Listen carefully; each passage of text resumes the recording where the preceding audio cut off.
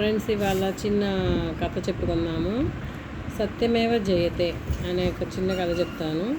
ఒక గ్రామంలో ఒక ఆవు ఉండేది. అది ఎంతో మంచిది. తోటి పశువులతో ఎన్నడూ కలహించుకోకుండా యజమాని మాట వింటూ సాధు జంతువుగా జీవించేది. ఒకరోజు అడవిలో ఒంటరిగా మేత వేస్తుండగా ఒక పులి చూసి దానిపై దూకటానికి సిద్ధమైంది. అది గమనించిన ఆవు భయపడక, పులిరాజా, ఒక్క నిమిషం ఆగు, నేను చెప్పే మాటలు విను. ఇంటి దగ్గర నాకు ఒక చిన్న బిడ్డ ఉన్నది. ఆ లేగదూడ పుట్టి 2 వారాలు కూడా కాలేదు. పచ్చిక తినడం కూడా నేర్చుకోలేదు.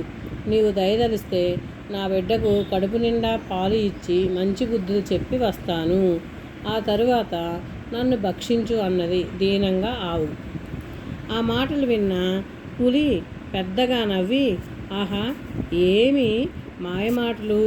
ఇంటికి వెళ్ళి బిడ్డకు పాలు ఇచ్చి వస్తావా? అడవిలో ఉన్నంత మాత్రాన నాకు తెలివితేటలు లేవనుకోకు. నేనేం వెర్రిదాన్ని కాను, కోపంగా అన్నది పులి. నీవు అలా అనుకోవడం సరికాదు. నేను అసత్యం పలికేదాన్న కాను.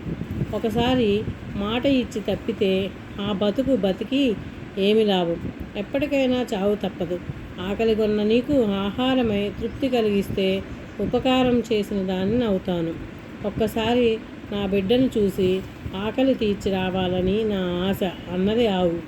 ఆ ఊరిలో నివసించే ఈ జంతువుల్లో నీతి ఏమాత్రం ఉందో తెలుసుకుందామని సరే అన్నది పులి. ఆవు ఇంటికి పోయి దూడకు కడుపు నిండా పాలిచ్చి కోడెదూడ శరీరాన్ని ప్రేమతో నాకుతూ, నాయన, బుద్ధివంతుడిగా మంచితనముతో జీవించు, తోటి వారితో స్నేహంగా ఉండు, ఎట్టి పరిస్థితుల్లోనూ కూడా అబద్ధాలాడకు, మంచి ప్రవర్తనతో పేరు తెచ్చుకో అని బిడ్డకు మంచి బుద్ధులు చెప్పి ఆవు అడవికి చేరుకున్నది. ఆవుని చూసిన పులికి ఆశ్చర్యం కలిగింది. తన ప్రాణాల కంటే ఇచ్చిన మాట ముఖ్యమనుకున్న ఈ ఆవు ఎంత గొప్పది!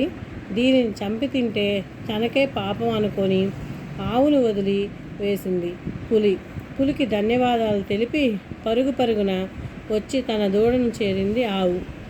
ఈ కథలో నీతి ఏమిటంటే, ఎప్పటికైనా సత్యమే గెలుస్తుంది.